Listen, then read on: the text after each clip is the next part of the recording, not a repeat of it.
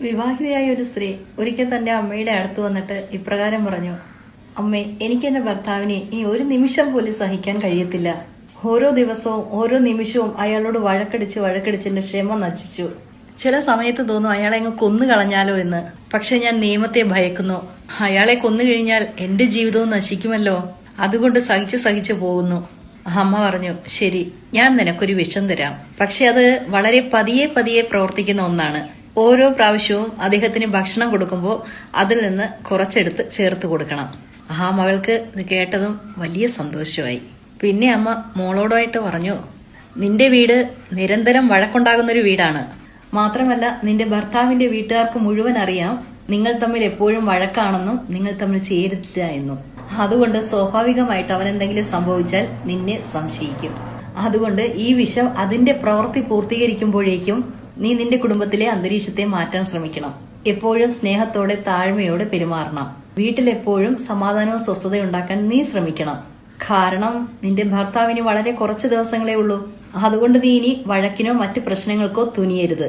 അവന്റെ മരണശേഷം അവന്റെ വീട്ടുകാർക്കോ നാട്ടുകാർക്കോ കൂട്ടുകാർക്കോ നിന്നിൽ ഒരു സംശയവും ഉണ്ടാകരുത്.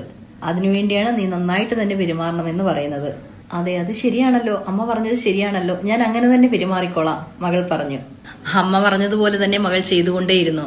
അവളുടെ കുടുംബത്തിലെ അന്തരീക്ഷം ആകെ മാറി മറിഞ്ഞു. വളരെ സന്തോഷകരമായൊരു കുടുംബാന്തരീക്ഷം.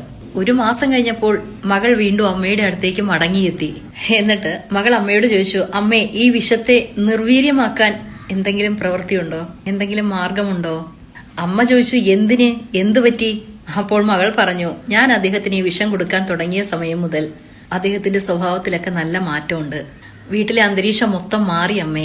ഇപ്പോ എന്നോട് വലിയ സ്നേഹമാണ്, എന്നെ നന്നായിട്ട് കരുതുന്നുണ്ട്.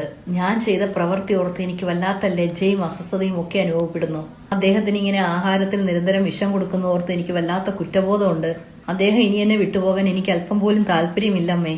ഞാൻ എന്താണ് ചെയ്യേണ്ടത്? അമ്മ ഒന്ന് പറഞ്ഞു തരൂ. എങ്ങനെ നമുക്ക് ആ വിഷത്തെ നിർവീര്യമാക്കാൻ പറ്റും? അമ്മ പറഞ്ഞു: നീ ഒന്നും തന്നെ ചെയ്യേണ്ട കാര്യമില്ല മകളെ. കാരണം ഞാൻ നിനക്ക് തന്നത് വിഷമൊന്നും ആയിരുന്നില്ല. അത് ദഹനക്കേട് മാറ്റാൻ വേണ്ടിയുള്ള ഒരു പൊടിയായിരുന്നു. അവന്റെ ജീവിതത്തിലെ വിഷം എന്ന് പറയുന്ന വാസ്തവത്തിൽ നീയായിരുന്നു. പ്രിയപ്പെട്ടവരെ, പുതിയ തലമുറയിലെ കുടുംബങ്ങളിലുണ്ടാകുന്ന പ്രശ്നങ്ങൾക്ക് പരിഹാരം തന്നെ നമ്മുടെ കുടുംബത്തിലെ പ്രായമായ ആൾക്കാരുടെ കൈവശമുണ്ട്. ഓർക്കുക, സ്നേഹവും കരുതലും കൊടുക്കുകയാണെങ്കിൽ തിരിച്ചതുപോലെ തന്നെ നമുക്കും കിട്ടും. വെറുപ്പിന്റെ കാരണം മറ്റുള്ളവർ മാത്രമാണെന്ന് നമ്മൾ സ്വയം വിധിക്കുന്നത് കൊണ്ടാണ് അതങ്ങനെ തോന്നുന്നത് പോലും. മറ്റുള്ളവരെ മാത്രം പഴിചാരുന്നത് ശീലമാക്കാതിരിക്കുക. നമുക്ക് നമ്മുടെ തെറ്റുകളെ ആദ്യം തിരുത്താൻ നോക്കാം.